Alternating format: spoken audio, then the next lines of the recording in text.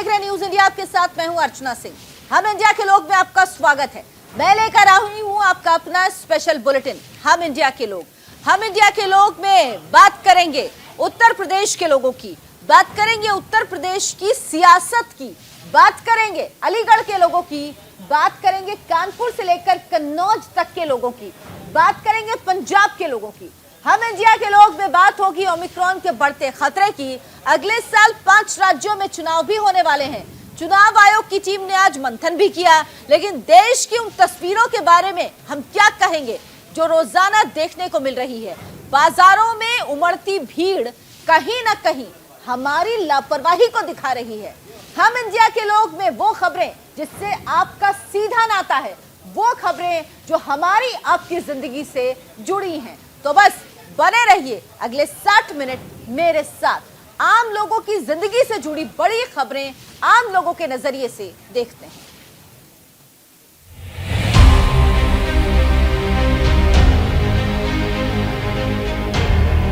हम भारत के लोग भारत को एक संपूर्ण प्रभुत्व संपन्न, समाजवादी, धर्मनिरपेक्ष, लोकतंत्रात्मक गणराज्य बनाने के लिए तथा उसके समस्त नागरिकों को सामाजिक, आर्थिक, राजनीतिक न्याय, विचार, अभिव्यक्ति, विश्वास, धर्म और उपासना की स्वतंत्रता, प्रतिष्ठा और अवसर की समता प्राप्त कराने के लिए तथा उन सब में व्यक्ति की गरिमा और राष्ट्र की एकता और अखंडता सुनिश्चित करने वाली बंधुता बढ़ाने के लिए दृढ़ संकल्पित हैं।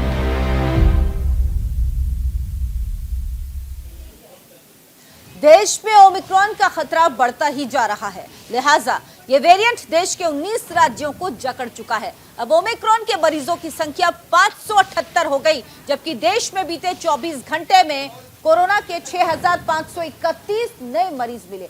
अब राज्यों ने पाबंदियां लगानी भी शुरू कर दी। इस बढ़ती टेंशन के बीच राजधानी दिल्ली में आज रात 11 बजे से सुबह 5 बजे तक नाइट कर्फ्यू लागू हो जाएगा। वहीं उत्तराखंड में पुष्कर सिंह धामी सरकार ने भी नाइट कर्फ्यू लगा दिया। दूसरी ओर 15 से 18 साल के युवाओं के लिए कोविन ऐप पर रजिस्ट्रेशन 1 जनवरी से शुरू होगा।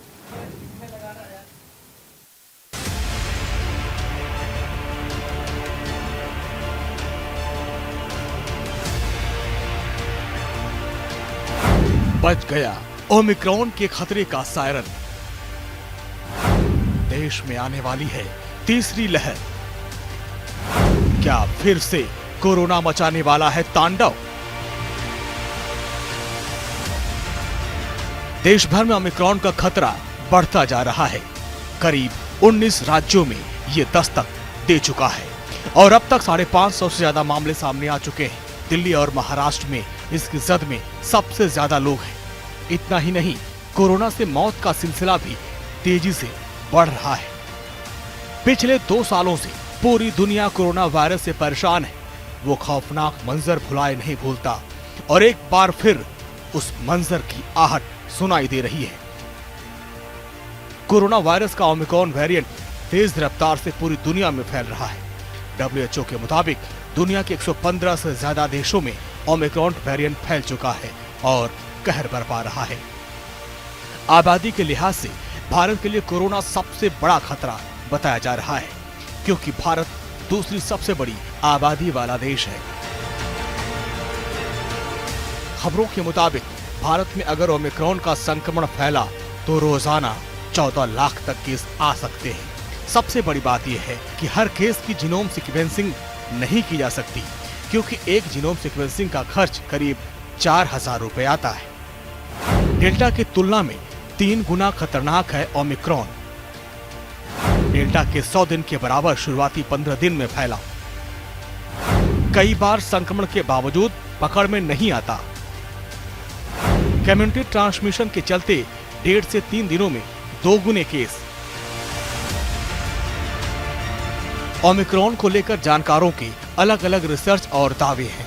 कोरोना के नए वेरिएंट ओमिक्रॉन का सबसे पहले पता लगाने वाली और साउथ अफ्रीकन मेडिकल एसोसिएशन के अध्यक्ष डॉक्टर एंजेलिक कोएत्जी के मुताबिक जिन लोगों का संपूर्ण टीकाकरण हो चुका है या जो पहले कोरोना संक्रमित हो चुके हैं, उन पर ओमिक्रॉन का असर कम होगा, लेकिन जिन्हें पहले कोरोना नहीं हुआ है या वैक्सीन की कोई डोज नहीं ली, वो तेजी से संक्रमण फैलाएंगे।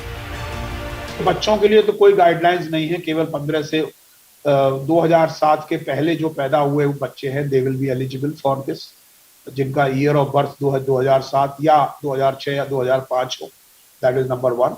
और उसके बाद जो है बाकी तो बुजुर्गों के लिए जो 60 साल से ऊपर के हैं उनको भी कोई जरूरत नहीं, उनको फुली वैक्सीनेटेड होना चाहिए। और उनकी जो दूसरी वैक्सीन लगी है उससे लेकर के जिस दिन वो वैक्सीन लगवाएंगे तीसरी वाली प्रिकॉशनरी डोज, उसके बीच में 9 महीने का फर्क होना चाहिए। 9 महीने का फर्क के करीब 39 सप्ताह होता है, तो 39 वीक्स अगर उनको हो गए हैं तो उसके लिए वो वैलिड है। पिछले 2 सालों में कोरोना के कहर से पूरी दुनिया पूरी तरह कांप गई। लाखों लोग काल की गाल में समा गए। बावजूद लोग लापरवाह बने हैं। कोरोना के नियमों की धज्जियां उड़ाई जा रही हैं। सवाल ये है कि लापरवाही के लिए जिम्मेदार कौन है? सरकार नियम बनाती है और जनता उन नियमों को ताक पर रखकर मनमानी करती है। प्रधानमंत्री नरेंद्र मोदी ने देश को संबोधित किया। 3 जनवरी से 15 से 18 साल तक के युवाओं को वैक्सीन लगाए जाने की बात कही और साथ ही 60 साल से ज्यादा उम्र के बुजुर्गों को डॉक्टरी सलाह पर बूस्टर डोज भी लगाई जाएगी। 15 साल से 18 साल की आयु के बीच के जो बच्चे हैं, अब उनके लिए देश में वैक्सीनेशन प्रारंभ होगा। 2022 में 3 जनवरी को सोमवार के दिन से इसकी शुरुआत की जाएगी। 60 वर्ष से ऊपर की आयु के कोमॉर्बिडिटी वाले नागरिकों को उनके डॉक्टर की सलाह पर वैक्सीन की प्रिकॉशन डोज का विकल्प उनके लिए उपलब्ध होगा। ओमिक्रॉन के मामले जिस तरीके से देश में बढ़ रहे हैं, उसने प्रशासन की नींद उड़ा दी है। केंद्र और राज्य सरकारें सजग हो गई हैं। हालांकि सच्चाई ये भी है कि अगर इस वायरस से लड़ना है और जीतना है तो हमें कोविड प्रोटोकॉल का पालन करना होगा, मास्क पहनना होगा, सोशल डिस्टेंसिंग का पालन करना होगा और तभी हम ओमिक्रॉन के खिलाफ जंग जीत पाएंगे। Bureau report, news India.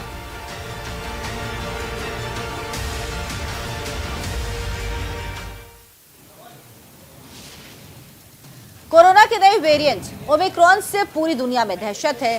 Bharat में भी नए वेरिएंट के मामले तेजी से बढ़ रहे। प्रधानमंत्री नरेंद्र मोदी भी लगातार देश की जनता को कोरोना के नए स्वरूप से बचने की सलाह दे रहे हैं और लोगों से कोविड-19 नियमों का सख्ती से पालन करने की अपील कर रहे। इन सबके बीच इटावा के भरथना से बीजेपी विधायक सावित्री कठेरिया ने कोरोना को लेकर बेतुकी बयानबाजी की।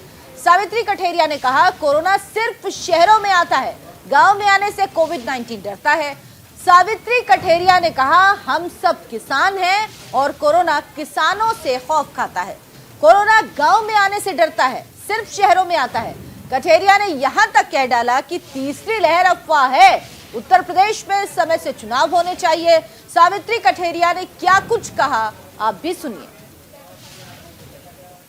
कोरोना तो आता है, लेकिन जो सिटियां हैं उनमें कोरोना आता है और जो गांव देहात की बात है वहां से कोरोना खुद ही डरता है, जनता से डरता है, पब्लिक से डरता है, क्योंकि हम लोगों का चुटैया का पसीना एड़ी तक जाता है, एड़ी चुटैया तक जाता, सुबह से शाम तक काम करते हैं। ऐसी कोई चिंता का विषय।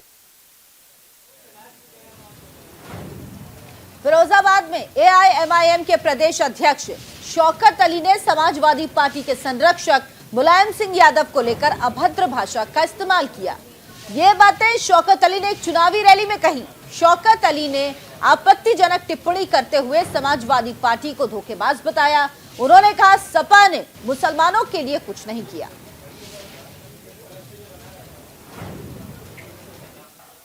और 1992 में इटावा से एक चालाक आदमी जो 4 फीट का है निकला, उसने कहा, ऐ मुसलमानों, मैं तुम्हारी हिफाजत की गारंटी लेता हूं। ऐ मुसलमानों, मेरा नाम मुलायम सिंह यादव है। तो लोगों ने क्या कहा कि एक मर्तबा फिर हमें सेकुलरिज्म के नाम पर मुलायम सिंह यादव पर भरोसा करना पड़ेगा। हमने कहा ठीक है। हमारे बड़ों ने लब्बैक कहा, समाजवादी को अपनी पार्टी माना, समाजवादी के डंडे झंडे को अपने कंधों पर रखा, नोट दिया, वोट दिया, सपोर्ट किया। उत्तर प्रदेश में 7% यादव है। कितना? 5 और 2, 7 का 60 मत समझिएगा। और सुनो, मैं माजरत के साथ, माफी के साथ, उत्तर प्रदेश में नहीं, पूरे देश में सबसे बड़ी धोखेबाज अगर कोई समाज है तो वो यादव समाज है। चुनाव आयोग ओमिक्रॉन की वजह से अगले साल होने वाले 5 राज्यों के विधानसभा चुनाव टालने के मूड में नहीं है। आयोग ने आज दिल्ली में चुनावी राज्यों के स्वास्थ्य सचिवों के साथ बैठक की। सूत्रों के मुताबिक उत्तर प्रदेश समेत 5 राज्यों में विधानसभा चुनाव तय समय पर ही कराए जाने पर विचार किया जा रहा है। हालांकि इस आखिरी फैसले को जनवरी के पहले हफ्ते में होने वाली बैठक में लिया जा सकता है। सूत्रों के मुताबिक चुनाव आयोग अपने शेड्यूल पर टिका रहना चाहता है। आयोग ने चुनावी राज्यों उत्तर प्रदेश, उत्तराखंड, गोवा, पंजाब और मणिपुर के स्वास्थ्य सचिवों के साथ ओमिक्रॉन के बढ़ते मामलों पर चर्चा की। इन राज्यों में वैक्सीन कवरेज और ओमिक्रॉन केसेस का आंकड़ा भी मांगा है।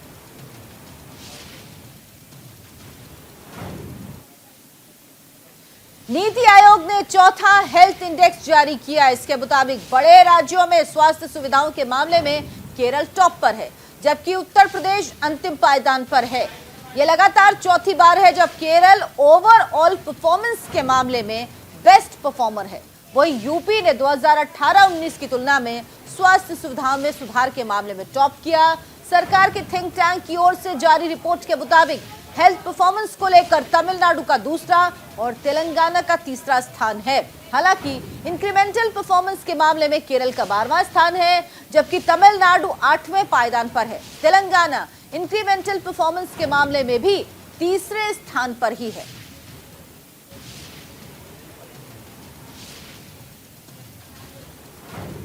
नीति आयोग ने चौथा हेल्थ इंडेक्स जारी करने के बाद उत्तर प्रदेश के मुख्य अपर सचिव ने भी ट्वीट किया और कहा कि हम छोटे राज्यों, बड़े राज्यों और केंद्र शासित प्रदेशों को अलग अलग रैंक करते हैं। यूपी ने पिछले 2 वर्षों में सबसे अच्छा सुधार दिखाया, इसीलिए डेल्टा में यूपी नंबर 1 यानी बेहतरीन रैंकिंग, असम दूसरे और तेलंगाना तीसरे स्थान पर है।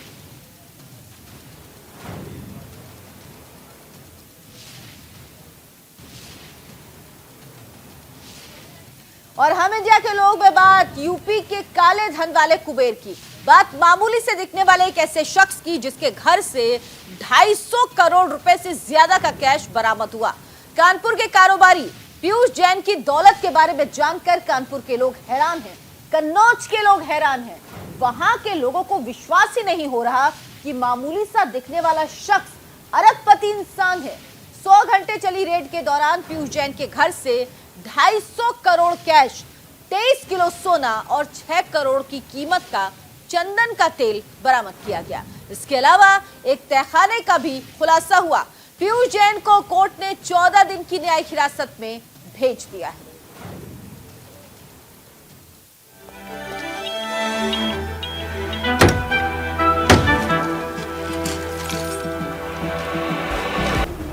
उन्नीस 1981 में सरदार इंदर सिंह के घर इनकम टैक्स विभाग ने रेड मारी थी और उसके 40 साल बाद इतिहास एक बार फिर अपने आप को दोहरा रहा है।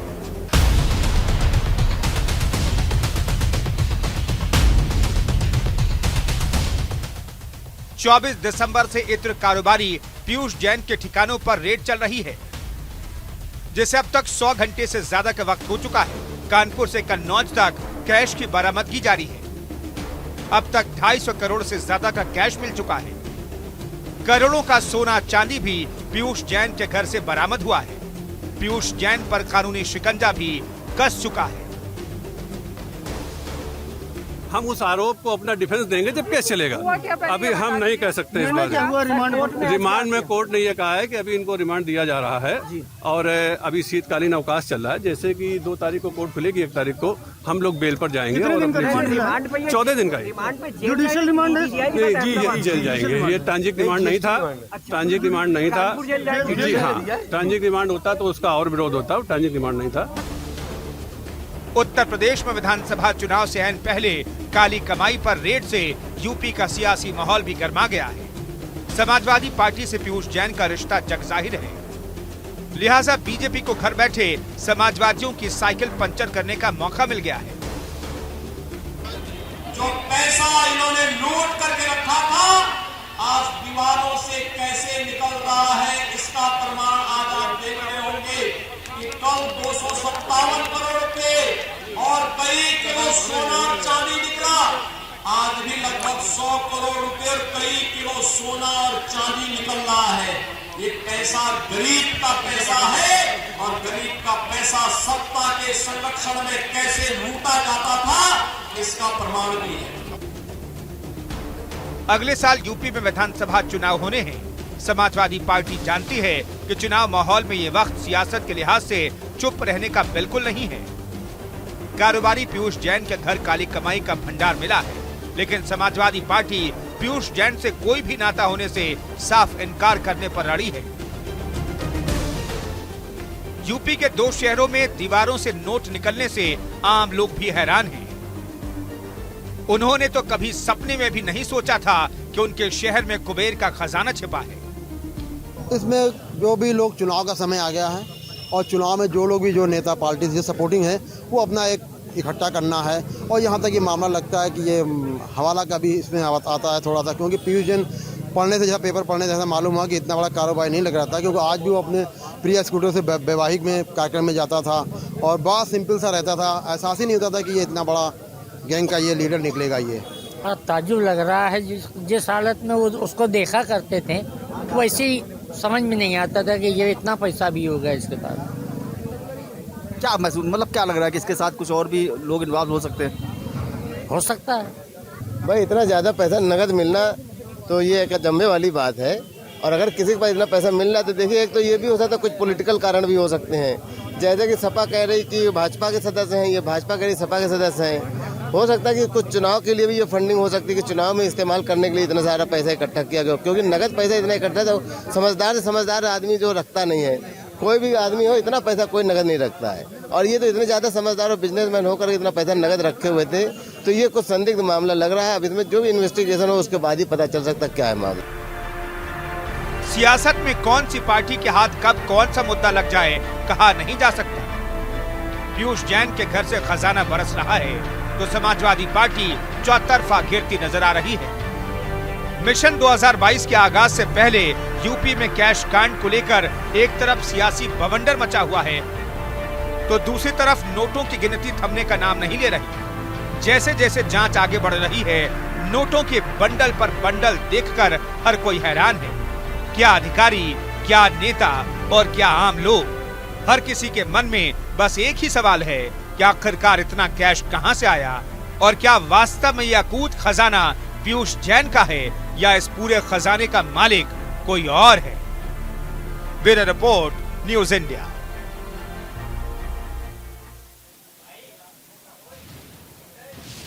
और कानपुर से न्यूज इंडिया संवाददाता नीरज इस वक्त हमारे साथ जुड़ गए हैं। नीरज, अपडेट बताइए, अभी तक कितनी बरामदगी हो चुकी है और क्या कार्रवाई अभी जारी है? देखिए, इस पूरे मामले की अगर हम बात करें तो अभी इस मामले में जो नोटों की गिनती है वो स्पष्ट तौर से सामने नहीं आई है, लेकिन ये माना जा रहा है कि लगभग 300 करोड़ के आसपास की नकदी, सोना, चांदी और तमाम जो कागज हैं प्रॉपर्टी के, वो सब बरामद हुए हैं। तो एक बहुत बड़ी बरामदगी हुई है और अभी और भी ठिकानों पे छापेमारी की जानी है, तमाम लोग रडार पर हैं, तो ये कितना बड़ा आंकड़ा सामने उभर कर आएगा, इस पर कानपुर के लोग भी हैरान हैं, क्योंकि वो जानते थे जो पीयूष है ये सामान्य तरीके से चलता था। जो प्रिया स्कूटर होती है जो 30-35 साल पहले लोग चलाया करते थे, उस स्कूटर से वो अपने इलाके में घूमा करता था, तो लोगों को अंदाजा नहीं लग रहा कि कितना पैसे वाला आदमी है। लोगों के लिए आश्चर्य की बात है, लोग ताज्जुब कर रहे हैं कि आखिर ये कौन है, इतना पैसा कहां से आया। सबसे बड़ी बात यह है कि अगर 300 करोड़ के आसपास की रकम किसी को इकट्ठा करनी हो तो उसमें सालों लगेंगे, एक प्लानिंग लगेगी। उस घर में जिस तरह से तहखाने बनाए गए थे, जिस तरह दीवारें बनाई गई थी, जिस तरह टाइल्स के नीचे पैसे थे, जिस तरह छत पे पैसे थे, तो उसके लिए एक बहुत बड़ी प्रॉपर प्लानिंग और आर्किटेक्ट लगेगा। और यानी कि इस घर को बनाने के साथ साथ ही पैसे रखने की प्लानिंग हो चुकी होगी, और ये काम कोई 1-2 दिन से नहीं बल्कि सालों से चल रहा होगा। तो ये सवाल है कि ये पैसा किसका है और ये प्लानिंग किसकी थी। तमाम चीजें जांच के दायरे में हैं, कानूनी दायरे में हैं, और वो चीजें सामने आएंगी जब पीयूष से बात होगी, पीयूष को रिमांड पर लिया जाएगा, उससे पूछताछ होगी। बिल्कुल नीरज, पीयूष जैन की गिरफ्तारी हो चुकी है, ये बताइए क्या इस मामले में कुछ और लोगों पर शिकंजा कस सकता है?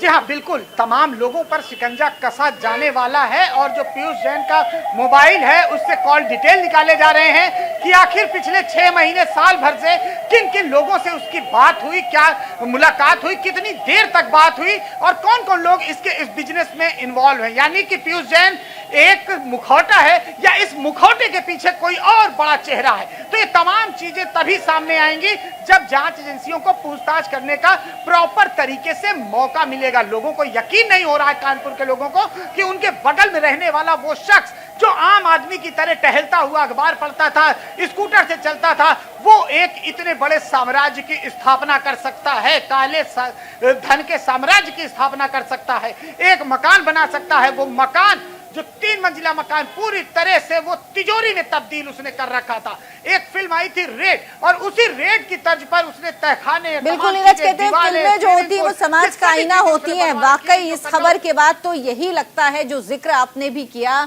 और अभी कार्रवाई जारी है, पीयूष जैन की गिरफ्तारी हो चुकी है, लेकिन अभी पूछताछ में बहुत राज खुलने बाकी है। आप लगातार न्यूज इंडिया देखते रहे, इस खबर से जुड़ा पल पल का अपडेट हम आप तक पहुंचाते रहेंगे।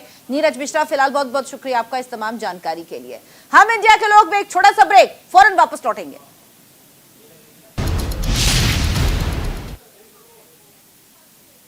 प्रधानमंत्री नरेंद्र मोदी आज हिमाचल प्रदेश के मंडी जिले पहुंचे और करीब 1100 करोड़ रुपए की परियोजनाओं की शुरुआत की।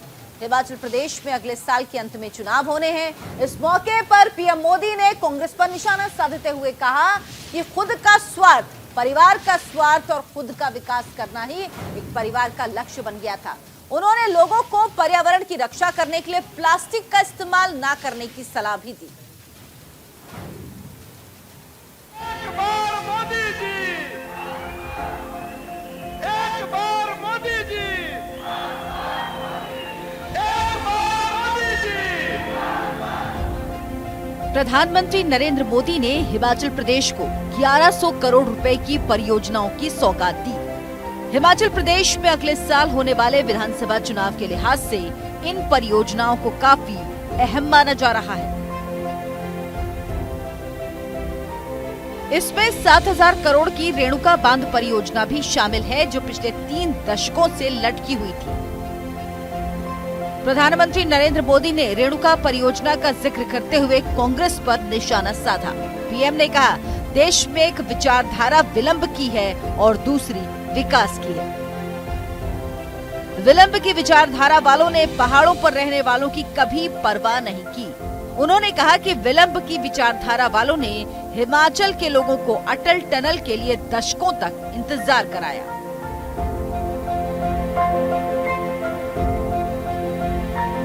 हमारा कमिटमेंट सिर्फ और सिर्फ विकास के लिए है, तेज गति के विकास के लिए है। हमने अटल टनल का काम पूरा करवाया। हमने चंडीगढ़ से मनाली और शिमला को जोड़ने वाली सड़क का चौड़ीकरण किया। हम सिर्फ हाईवे और रेलवे इंफ्रास्ट्रक्चर ही विकसित नहीं कर रहे, बल्कि अनेकों जगह हम रोपवे भी लगवा रहे हैं। हम दूर दराज के गांवों को प्रधानमंत्री ग्राम सड़क योजना से भी जोड़ रहे हैं। प्रधानमंत्री ने परिवारवाद पर भी निशाना साधा। पीएम ने कहा, आज देश में सरकार चलाने के 2 अलग अलग मॉडल काम कर रहे हैं। एक मॉडल है सबका साथ, सबका विकास, सबका विश्वास और सबका प्रयास। वहीं दूसरा मॉडल है खुद का स्वार्थ, परिवार का स्वार्थ और विकास भी खुद का। इसके अलावा पीएम ने लड़कियों की शादी की उम्र 18 से बढ़ाकर 21 साल करने के मुद्दे को विकास के साथ जोड़ा। आज हमारी सरकार बेटियों को बेटों के समान अधिकार देने के लिए काम कर रही है। बेटा बेटी एक समान, और इतनी बड़ी मात्रा में माताएं बहनें आई हैं तो उनके आशीर्वाद हमें इस काम के लिए ताकत देते हैं। बेटा बेटी एक समान। हमने तय किया है कि बेटियों की शादी की उम्र भी वही होनी चाहिए जिस उम्र में बेटों को शादी की इजाजत मिलती है।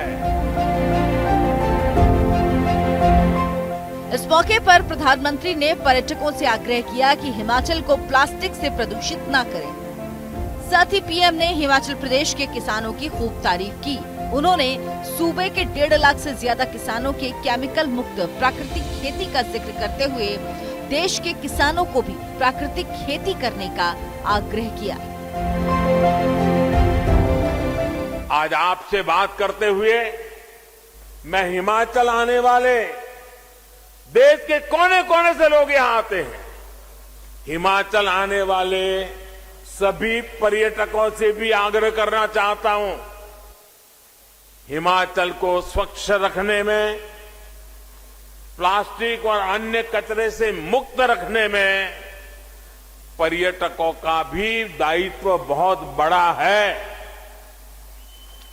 इधर उधर फैला प्लास्टिक, नदियों में जाता प्लास्टिक हिमाचल को जो नुकसान पहुंचा रहा है उसे रोकने के लिए हमें मिलकर प्रयास करना होगा। छोटी काशी मंडी में पीएम को सुनने दूर दूर से लोग आए थे। पारंपरिक वेशभूषा और वाद्य यंत्रों के साथ पहुंचे लोगों में गजब का उत्साह दिखा। पीएम के भाषण के दौरान भी लोगों ने खूब नारे लगाए। और मोदी जी,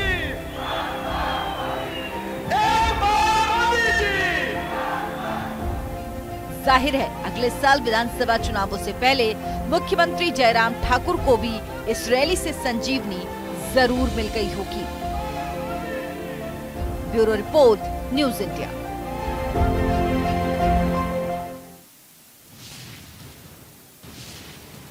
और अब बात उत्तर प्रदेश के 15 करोड़ वोटर्स की। बात उत्तर प्रदेश में चढ़ते सियासी पारे की, क्योंकि जैसे जैसे सर्दी बढ़ रही है यूपी में सियासी तपिश बढ़ती जा रही है। उत्तर प्रदेश के मुख्यमंत्री योगी आदित्यनाथ एक्शन मोड में हैं। यूपी में लगातार रैलियां कर रहे हैं, यूपी के लोगों को विकास की सौगात दे रहे हैं, तो विपक्ष पर भी करारा वार कर रहे हैं। प्रतापगढ़ के लोगों को योगी ने 554 करोड़ रुपए की 378 परियोजनाओं की सौगात दी, तो समाजवादी कुनबे पर प्रहार भी किया। एक गरीब का पैसा ही है, आज वही पैसा दीवालों से कैसे निकल रहा आप देख रहे होंगे। अब आपकी भी समझ में आ रहा होगा कि बबुआ नोटबंदी का विरोध क्यों करता था। यही दलालों के हाथों में चला जाता था और फिर वो दीवालों में चुन लिया जाता था। सपा बसपा और कांग्रेस के नेता लूट करके अपने घरों को बनाते थे। मौसम का पारा जैसे जैसे लुढ़कता जा रहा है, उत्तर प्रदेश में सियासत का तापमान चढ़ता जा रहा है। उत्तर प्रदेश में 2022 विधानसभा चुनाव को लेकर सभी पार्टियों ने अपनी तैयारियां शुरू कर दी हैं। यूपी के मुख्यमंत्री योगी आदित्यनाथ एक्शन मोड में हैं। योगी आदित्यनाथ लगातार प्रदेश में कई परियोजनाओं का लोकार्पण और शिलान्यास कर रहे हैं। ऐसे में सोमवार को सीएम ने यूपी के प्रतापगढ़ में 554 करोड़ रुपए की 378 परियोजनाओं का लोकार्पण और शिलान्यास किया। प्रतापगढ़ के रामपुर खास विधानसभा में पहुंचे मुख्यमंत्री योगी आदित्यनाथ ने जन संकल्प रैली को संबोधित किया और विपक्ष पर करारा प्रहार किया। प्रतापगढ़ अपने पुरुषार्थ के लिए, अपनी बुद्धिमत्ता के लिए जाना जाता है, क्योंकि दुनिया के अंदर जहां भी प्रतापगढ़ का व्यक्ति गया उसने अपनी एक अलग छाप छोड़ी है। और वैसे ही छाप छोड़ी है जैसे आंवला छोड़ता है। आंवला खाते समय भले ही कसेला होता है लेकिन हर प्रकार से उपयोगी होता है, और यही प्रतापगढ़ की पहचान भी है। और इसीलिए लोगों ने तो ये मान लिया कि एक प्रतापगढ़ा, एक 100 पढ़ा लिखा और एक प्रतापगढ़ा।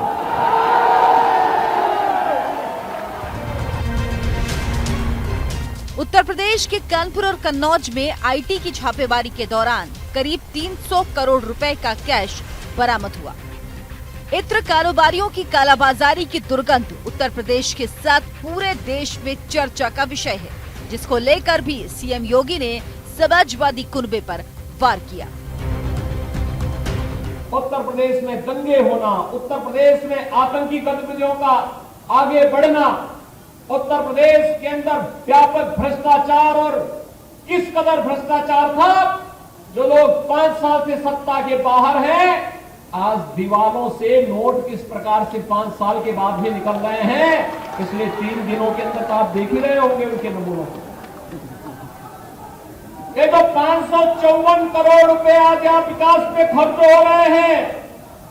यह जो पैसा खर्च हुआ है 5 वर्ष पहले, भाइयों बहनों, ये पैसा विकास पे खर्च नहीं होता था, ऐसे ही दलालों के हाथों में चला जाता था और फिर वो दीवारों में चुन लिया जाता था और वक्त आने फिर निकालते थे। आज इनकम टैक्स जब उस पैसे को निकाल रहा है तो गरीब का पैसा वापस गरीब के घर बनाने में खर्च होगा। 90 के दशक से ही राम मंदिर बीजेपी के हर चुनावी एजेंडे पर होता था, और अब अयोध्या में भव्य राम मंदिर बन रहा है, जिसका श्रेय लेना भी बीजेपी नहीं भूल रही। हर मंच से जय श्री राम के नारे का उद्घोष होता है और समाजवादी पार्टी पर करारा प्रहार होता है कि कैसे राम भक्तों पर गोलियां चलवाई गई थी। ये गरीब का पैसा ही है जो सपा, बसपा और कांग्रेस के नेता लूट करके अपने घरों को बनाते थे। आज वही पैसा दीवालों से कैसे निकल रहा आप देख रहे होंगे। कमरे के कमरे नोटों से भरे पड़े हैं। अब आपकी भी समझ में आ रहा होगा कि बबुआ नोटबंदी का विरोध क्यों करता था। अब तो समझ में आया होगा ना, नोटबंदी का विरोध क्यों करते थे लोग। इसीलिए करते थे क्योंकि ये अवैध कमाई जाएगी कहां। ये आज नहीं तो कल ये पैसा निकलना ही निकलना है, और गरीब का आशीर्वाद भी लगता है और गरीब की हाय भी बहुत तेजी से लगती है। उत्तर प्रदेश में साल 2022 में कई सियासी दलों का राजनीतिक भविष्य तय होने जा रहा है। भारतीय जनता पार्टी के सामने सत्ता में दोबारा काबिज होने की चुनौती है, तो वही विपक्ष भी कुर्सी हथियाने के लिए बेचैन है। चुनाव में सभी दल अपने हिसाब से मेहनत करने में लगे हैं। विधानसभा चुनाव को लेकर बीजेपी का शीर्ष नेतृत्व बेहद गंभीर है। इसे लेकर बीजेपी ने प्रदेश में प्रभारियों की नियुक्ति के साथ ही अन्य मोर्चे पर भी किलाबंदी तेज कर दी है। प्रधानमंत्री नरेंद्र मोदी पूरब से लेकर पश्चिम तक पूरे यूपी के दौरे कर रहे हैं। पीएम मोदी अपने संसदीय क्षेत्र काशी में इस महीने में 2 बार आ चुके हैं, तो वहीं अमित शाह भी 26 दिसंबर से 31 दिसंबर तक यूपी में मंथन करेंगे, चुनाव की रणनीति तैयार करेंगे। मतलब मंच से योगी, मोदी और शाह की तिकड़ी जहां जनता को लुभाने की कोशिश कर रही है, तो वही ग्राउंड पर इसे मुकम्मल करने के लिए बूथ लेवल तक संगठन एक्शन मोड में है, जिससे उत्तर प्रदेश में 2022 में फिर से सरकार बनाई जा सके। Bureau report, news India. हम इंडिया के लोग में बात हो रही है उत्तर प्रदेश के लोगों की, और अब बात उत्तर प्रदेश के ब्राह्मणों की करते हैं। बात उत्तर प्रदेश में होने वाले विधानसभा चुनाव की, क्योंकि जैसे जैसे यूपी विधानसभा का चुनाव नजदीक आ रहा, सियासी तपिश बढ़ने लगी है। यूपी के ब्राह्मण मतदाताओं पर बीएसपी और एसपी लगातार डोरे डाल रही है। लिहाजा बीजेपी से छिटक कर ब्राह्मण विपक्षी पार्टियों में ना चला जाए, इसके लिए दिल्ली में यूपी के बड़े बीजेपी ब्राह्मण नेताओं की बैठक हुई और बताया जा रहा है कि यूपी में ब्राह्मण टास्क फोर्स भी बनाई जाएगी।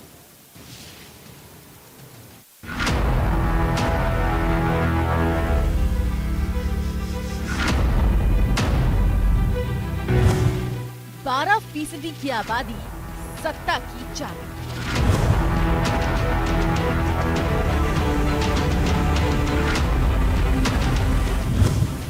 ब्राह्मणों पर डोरा, तभी काम होगा पूरा।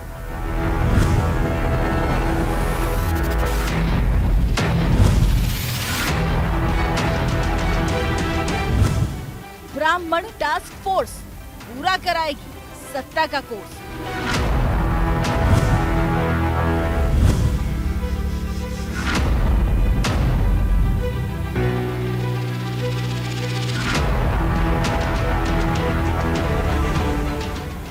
उत्तर प्रदेश विधानसभा चुनाव में हर बिरादरी को लुभाने में जुटी बीजेपी ने अब ब्राह्मणों को साधने के लिए टास्क फोर्स बनाने का फैसला किया है। सोमवार को यूपी के उन बीजेपी नेताओं की राष्ट्रीय अध्यक्ष जेपी नड्डा से मुलाकात हुई, जिनका ब्राह्मण समाज पर अच्छा खासा प्रभाव माना जाता रहा है। इन नेताओं की एक कमेटी बनाई गई, जो राज्य में ब्राह्मण समुदाय के लोगों को पार्टी से जोड़ने का काम करेंगे। आज उत्तर प्रदेश में चुनाव की दृष्टि से आज राष्ट्रीय अध्यक्ष जी ने कुछ मार्गदर्शन दिया है, और उसमें आदरणीय धर्मेंद्र प्रधान जी और वरिष्ठ नेता लोग रहे, पार्टी के शिव प्रताप शुक्ला जी, ब्रजेश पाठक जी, सभी लोग रहे। सभी ने अपनी राय दी, और राय के साथ साथ किस तरह हम चुनाव की दृष्टि से हम आगे बढ़ सकते हैं, पार्टी की नीतियों को, मोदी जी की नीतियों को, विकास के रास्ते को, और हमारे मुख्यमंत्री योगी जी के सुशासन के मार्ग को। जिस तरह से उन्होंने भ्रष्टाचार मुक्त शासन दिया है, जिस तरह से कानून व्यवस्था में गुणात्मक परिवर्तन हुआ है, गुंडे बदमाश का राज खत्म हुआ है, इस विषय पर चर्चा हुई। और हम सब लोग मिलकर उत्तर प्रदेश में अपनी दोबारा से सरकार बनाएंगे, इसमें कोई दो राय नहीं। और पिछले बार से भी बेहतर रिजल्ट इस बार हमारे होंगे, इस विषय पर चिंता हुई। जेपी नड्डा से मुलाकात करने पहुंचे नेताओं में पार्टी के सांसद शिव प्रताप शुक्ला, नोएडा से सांसद डॉक्टर महेश शर्मा, योगी सरकार में मंत्री ब्रजेश पाठक, श्रीकांत शर्मा, आनंद स्वरूप शुक्ला, सतीश द्विवेदी, सत्यदेव पचौरी, रमापति राम त्रिपाठी, लक्ष्मीकांत वाजपेयी, रीता बहुगुणा जोशी, जितिन प्रसाद, अनिल शर्मा जैसे नेता शामिल थे। इन सभी नेताओं की जेपी नड्डा से मुलाकात हुई, जिसमें बिरादरी को लुभाने के लिए रणनीति तैयार की गई।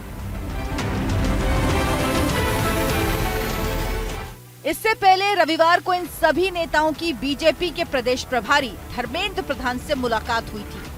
माना जा रहा है कि इन बैठकों में ब्राह्मण समाज को पार्टी से जोड़ने और उनके हितों के लिए उठाए गए कदमों की जानकारी देने को लेकर रणनीति तैयार की गई।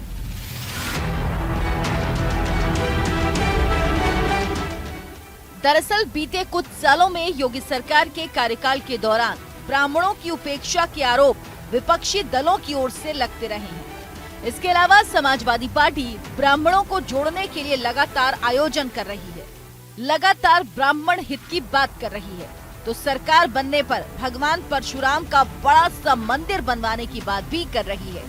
तो वहीं बीएसपी भी ब्राह्मणों को रिझाने के लिए ब्राह्मण सम्मेलन कर रही है, जिसकी अगुवाई पार्टी के महासचिव सतीश चंद्र मिश्रा कर रहे हैं। कांग्रेस भी ब्राह्मणों को लुभाने की कोशिश में जुटी है। ऐसे में बीजेपी दशकों से कोर वोट बैंक रहे इस समुदाय को अपने से छिटकने से रोकने के लिए हर संभव प्रयास करना चाहती है। यही वजह है कि वो पश्चिम से लेकर अवध और पूर्वांचल तक के ब्राह्मण नेताओं को बुलाकर रणनीति बना रही है, क्योंकि यूपी में ब्राह्मणों की आबादी 12% है, जो उत्तर प्रदेश के चुनाव में किसी भी पार्टी का समीकरण बदल सकती है।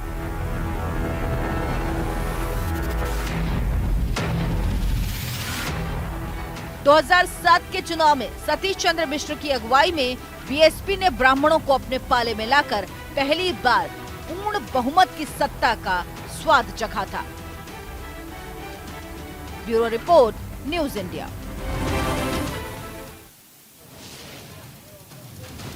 और अब बात पंजाब के लोगों की, बात पंजाब में बीजेपी के लोगों की, बात कैप्टन अमरिंदर सिंह के लोगों की, क्योंकि बीजेपी अब पंजाब में मिशन 2022 में जुट गई है और गठबंधन की गांठ को मजबूत करने का खाका भी तैयार कर रही है।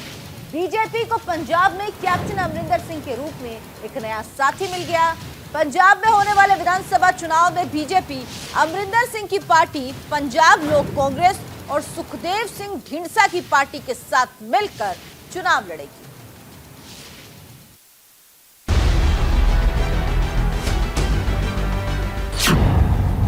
पंजाब में चुनाव, नया गठबंधन तैयार, नए साथियों के साथ नए मिशन पर बीजेपी। पंजाब विधानसभा चुनाव की तैयारियां जोरों पर चल रही हैं और सभी पार्टियों ने अपनी कमर कस ली है। इसी कड़ी में केंद्रीय गृह मंत्री अमित शाह के घर पर पंजाब विधानसभा चुनाव में जीत हासिल करने के लिए बीजेपी की रणनीतिक तैयारियों को बल दिया गया। इस बैठक में अमित शाह के अलावा बीजेपी अध्यक्ष जेपी नड्डा, पंजाब के पूर्व मुख्यमंत्री और पंजाब लोक कांग्रेस के नेता कैप्टन अमरिंदर सिंह मौजूद रहे। साथ ही सुखदेव सिंह ढींडसा भी बैठक में मौजूद रहे। अमित शाह के घर हुई बैठक में गठबंधन की गांठ को मजबूत कर दिया गया। पंजाब में होने वाले विधानसभा चुनाव में बीजेपी अमरिंदर सिंह की पार्टी पंजाब लोक कांग्रेस और सुखदेव सिंह ढींडसा की पार्टी मिलकर चुनाव लड़ेंगी। आज आधिकारिक रूप से तीनों दलों के प्रमुख भारतीय जनता पार्टी के माननीय राष्ट्रीय अध्यक्ष आदरणीय जगत प्रकाश जी नड्डा, आदरणीय गृह मंत्री माननीय अमित शाह जी, आदरणीय कैप्टन साहब अमरिंदर सिंह जी और आदरणीय ढींडसा साहब के बीच में एक लंबी वार्ता और बैठक संपन्न हुई है। और बैठक के बाद में आज इस बात की आधिकारिक घोषणा हम सब लोग मिलकर के कर रहे हैं कि तीनों पार्टियां साथ मिलकर के चुनाव लड़ेंगे। बीजेपी का कैप्टन अमरिंदर सिंह और ढींडसा की पार्टी के साथ गठबंधन का मसौदा लगभग तैयार हो चुका है। बताया जा रहा है कि बीजेपी पंजाब की ज्यादातर शहरी सीटों पर चुनाव लड़ेगी। इसके साथ ही बीजेपी पंजाब में अब बड़े भाई वाली भूमिका में रहेगी।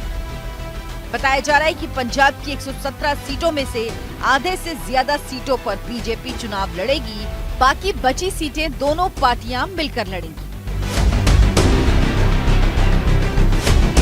बीजेपी लंबे वक्त तक पंजाब में सहयोगी शिरोमणि अकाली दल के साथ अपने अनुभव को देखते हुए राज्य में संगठन का विस्तार कर रही है और संगठन को मजबूत करना चाहती है। ये तय किया गया है कि सीटों के बंटवारे को लेकर के, संख्या को लेकर के और कौन सी पार्टी लड़ेगी इसको लेकर के तीनों ही दलों के दो प्रतिनिधियों की एक कमेटी बनाई जाएगी। आज नाम तय किए जाएंगे और आने वाले 1-2 दिन के बाद में उसकी बैठक होगी। पंजाब कांग्रेस प्रमुख नवजोत सिंह सिद्धू के साथ अमरिंदर सिंह की तनातनी के बाद कैप्टन को अपनी कुर्सी गंवानी पड़ी थी। इसके बाद सियासी उथल-पुथल के बीच कांग्रेस ने चरणजीत सिंह चन्नी को पंजाब का सीएम बनाया। वहीं कांग्रेस पार्टी का दामन छोड़ते हुए अमरिंदर सिंह ने अपनी खुद की पार्टी बना ली। और अब वो पंजाब में कांग्रेस के खिलाफ हल्ला बोल रहे हैं। माना जा रहा है कि तीनों कृषि कानून वापसी में भी अमरिंदर सिंह की खासी भूमिका रही थी और अब पंजाब विधानसभा चुनाव में अमरिंदर कृषि कानून वापसी को अपने चुनावी एजेंडे में शामिल करके हुंकार भरेंगे, क्योंकि कृषि कानून वापसी के बाद बीजेपी ने विपक्ष से एक बड़ा मुद्दा छीन लिया है। अब चुनाव में ही पता चलेगा कि बीजेपी को इसका फायदा होता है या फिर नुकसान। इसके साथ ही 2022 के चुनाव में ये गठबंधन कौन सा गुल खिलाएगा। Bureau report, news India. Rajasthan के पूर्व डिप्टी सीएम सचिन पायलट ने 51 मीटर लंबा साफा करीब 1.5 मिनट में बांध सभी को हैरत में डाल दिया। पायलट रविवार को टोंक के धांस गांव के दौरे पर थे। यहां गांव में विकास के काम मंजूर होने पर गांव के लोगों ने 51 फीट लंबा साफा बांध उनका स्वागत किया। इसके बाद पायलट ने रिकॉर्ड 1 मिनट 46 सेकंड में 51 मीटर लंबा साफा खुद बांधकर ग्रामीणों को हैरत में डाल दिया। माननीय पायलट साहब ने साफा बांधा है ग्राम पंचायत घास के पटेलों द्वारा के लिए, और मैं वो मंच पर बता रहे।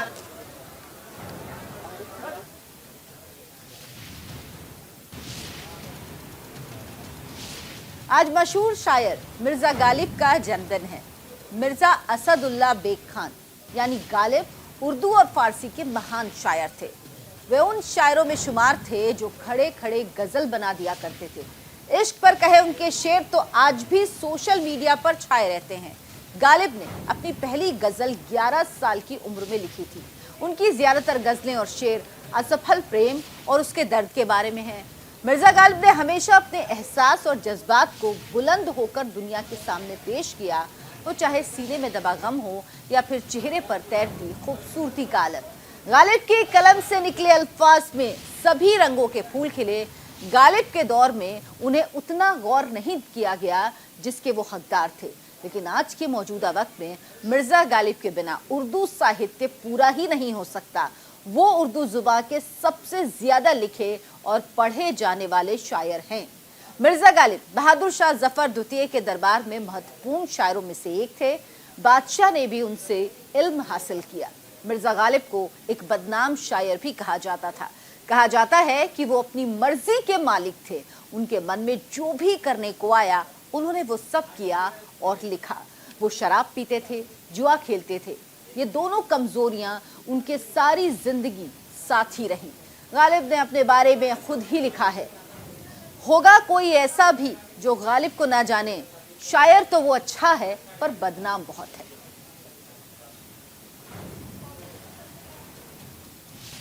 और हम इंडिया के लोग में आज बस इतना ही। कल फिर हाजिर होंगे हम इंडिया के लोगों के नजरिए से खबरों को लेकर। दीजिए इजाजत, नमस्कार।